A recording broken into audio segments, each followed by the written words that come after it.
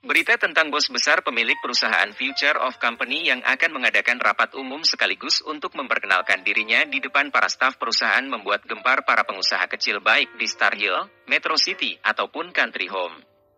Berita ini menjadi perbincangan hangat dimulai dari kemarin sore sampailah sore ini. Keluarga Walker dan keluarga Patrick adalah antara orang-orang yang sangat sibuk dengan berita ini.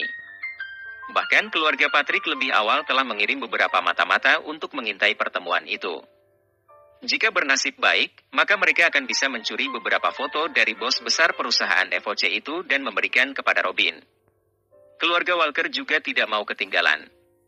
Mereka juga segera mengutus beberapa orang kepercayaan Tuan Jason untuk melihat seperti apa tampang bos besar Future of Company ini. Walaupun niat mereka tidak seburuk niat keluarga Patrick, tapi yang namanya kepentingan, sudah pasti tidak ada di antara mereka yang ingin melakukan pekerjaan dengan sia-sia tanpa imbalan apapun. Itulah kekejaman yang nyata dari dunia bisnis. Berbeda dengan dua keluarga di atas. Keluarga William yang memang telah mengetahui bos besar ini adalah cucunya sendiri, maka Tuan William hanya mengirim Jackson, Diana dan Kenny saja untuk menghadiri acara pertemuan itu. Sedangkan dari William Group sendiri saat ini ada Tuan Richard yaitu ayah Herman sebagai manajer pemasaran merangkap humas juga turut hadir bersama beberapa pejabat penting lainnya dari perusahaan cabang tersebut. Dari Country Home ada Tuan O'Berry sebagai diplomasi dan hubungan masyarakat yang mendampingi Tuan Berry sebagai Presiden Future of Company. Sedangkan di perusahaan pusat, ada Tuan Paul, Ronald, Austin, manajer Olive dari Jewel Star berdua dengan Alin sebagai manajemen perhubungan pelanggan, juga ada manajer Tom dari restoran bintang yang letaknya tidak jauh dari kampus Golden University. Untuk kalangan pengusaha kecil yang bernaung di bawah bendera Future of Company antara lain adalah Tuan Raven. Tuan Raven ini adalah ayah Lisa. Ada Tuan Ishak yaitu ayah dari Megan. Ada juga Tuan Ricardo ayah dari Lira serta Tuan Rustam ayah dari Rindi. Mereka semua ini adalah perusahaan kecil yang bergerak di bidang dekorasi, enterprise dan jasa pengangkutan barang serta ada juga yang bergerak di bidang kontraktor yang kesemuanya pernah bekerja di bawah Smith Group.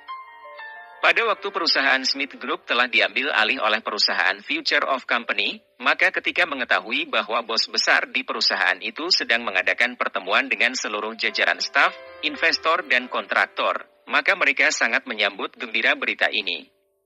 Kegembiraan mereka bukan tanpa alasan. Ini tidak lain karena, selain mereka bisa menjilat untuk memperpanjang kerjasama dengan perusahaan sebesar FOC, mereka juga membidik proyek raksasa yang akan didirikan di Country Home. Andai ini berhasil, tidak perlu banyak. Cukup di antara mereka menandatangani kontrak kerja senilai 100 juta, maka mereka akan dapat memastikan periuk nasi di dapur mereka akan tetap ngebul. Setiap orang saat ini memasang target dan impian mereka setinggi-tingginya. Karena, untuk perusahaan yang hanya memiliki pemegang saham tunggal, sudah dapat dipastikan bahwa bos besar ini sama sekali tidak membutuhkan adanya jajaran dewan direksi. Setiap keputusan dari bos besar ini adalah mutlak tanpa dapat diveto ataupun dibantah. Jika mereka mengharapkan keputusan dari Tuan Berry untuk kerja sama selanjutnya, maka Tuan Berry masih harus tetap meminta persetujuan dari bos besar ini. Walaupun terkadang juga ada keputusan-keputusan yang bisa diambil sendiri oleh Tuan Berry. Namun, sebagai bawahan, tetap saja dia memiliki batas-batas kewenangan atas keputusan yang dia buat. Bagi para pengusaha kecil, mereka mengharapkan perpanjangan kerjasama. Bagi mereka yang menjabat sebagai staf, mereka memimpikan untuk bisa naik pangkat. Salah satunya adalah Tuan Paul. Bagi mereka yang datang dari keluarga Patrick, mereka juga berharap bisa berpapasan secara dekat agar dapat mengenali sosok Tuan besar ini. Singkat cerita, semua mereka yang memiliki kepentingan dengan jalan berbeda memasang target setinggi-tingginya bagi kepentingan masing-masing. Namun hal berbeda saat ini adalah keluarga William dan Tuan Smith.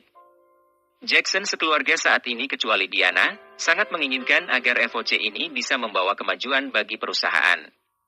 Bagi mereka, apakah itu Smith Group, William Group ataupun Future of Company tidak ada bedanya. Selagi itu adalah Jerry William, maka mereka akan terus memberi dukungan dari balik layar. Diana juga memiliki targetnya sendiri ketika ini. Dia yang masih sakit hati atas dipaksanya dirinya untuk mengundurkan diri dari jabatannya sebagai Direktur Eksekutif merasa perlu mendapatkan kembali jabatan tersebut untuk menjamin agar keluarga Regnar terus bisa bertahan. Karena untuk saat ini, keluarga itu benar-benar sudah diambang bangkrut akibat pemutusan hubungan kerja sama secara sepihak yang dilakukan oleh Brilley selaku pemegang kuasa hukum yang diberi wewenang oleh Jerry untuk melakukan investigasi atas aliran dana yang membuat perusahaan itu mengalami kerugian. Syukur bagi Diana bahwa dia tidak ditindak sesuai hukum. Ini karena, sebagai Direktur Eksekutif, selain CEO perusahaan, dia adalah orang yang paling bertanggung jawab atas kerangka kerja yang dia susun yang berdampak kepada meruginya perusahaan. Hari ini Brilley juga hadir di Star Hill sebagai pemegang kuasa hukum atau advokat bagi perusahaan Future of Company. Hal ini tentu akan membatasi ruang gerak Diana untuk melobi bos besar Future of Company ini. Diana tidak tahu bahwa bos besar dari FOC ini adalah keponakan suaminya yaitu Jerry William. Diana juga tidak tahu bahwa segala sepak terjangnya selama ini termasuk bekerja sama dengan Robin Patrick telah berada dalam kantong celana Jerry. Jadi, bisa dipastikan bahwa pertemuan ini akan menguntungkan bagi beberapa pihak, juga bisa merugikan bagi beberapa pihak lainnya. Contoh jelas adalah Tuan Paul. Ketika dia berharap bisa berkesempatan untuk dipromosikan ke jabatan yang lebih tinggi, tanpa dia duga bahwa Jerry telah mengetahui penyelewengan yang telah dia lakukan di lokasi proyek Star Hill. Jika dipikir-pikir kembali, ada gunanya juga Jerry selama ini menderita, menyembunyikan identitasnya dan berpura-pura bodoh.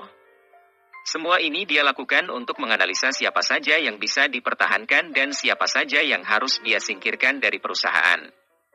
Hal ini menandakan betapa jeniusnya Jerry William dalam berbisnis.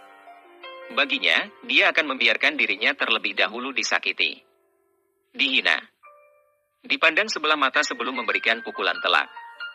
Sikap seperti ini seolah-olah membiarkan musuh-musuhnya untuk melambung tinggi sebelum terhempas kembali ke darat. Dan itu pasti sangat menyakitkan sekali. Malam ini adalah pembuktian siapa yang akan timbul dan siapa yang akan tenggelam. Apakah ini kejam? Anda sendiri yang menilai.